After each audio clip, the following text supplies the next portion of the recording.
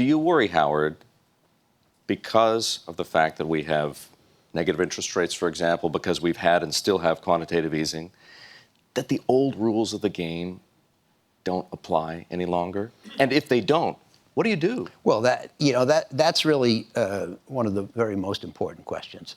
I wrote a memo 2 months ago called "This Time It's Different," and historically, the words "this time it's different" have been used by people to rationalize bullishness that didn't work out in the past and violations of the norms that prevailed in the past, like valuations and that kind of thing.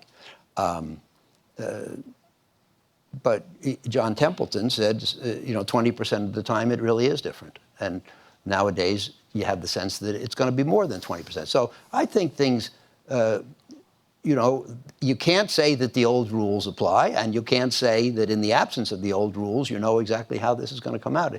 We are in a difficult period.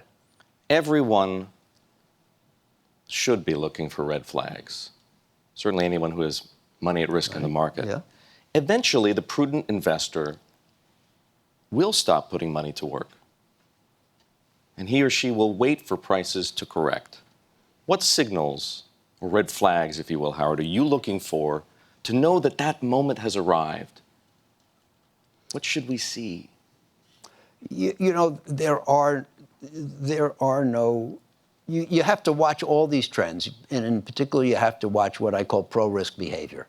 People who are putting assets into risky asset classes because they feel they have to. We just established that that's happening all over the place. And that's what I was going to say. So if that's the warning sign, then we're already there? Then we're already there. So that can't be the warning sign, or that warning sign can be exceeded, which is really true. And the answer is, you can't say it's time to get out. What you have to say is today, given the totality of everything we've been discussing and all the on one hand and on the other hand stuff, should you have more risk than usual or less for you? I hope that every investor has a sense for what his or her normal risk posture should be. And the question is, today, should you have more risk or less risk? And I would say less. And that's different from saying it's time to get out, it's time to sell. But I do think... We're not there yet in your mind. Well, I don't know if we ever know that we're there. This is the time to sell.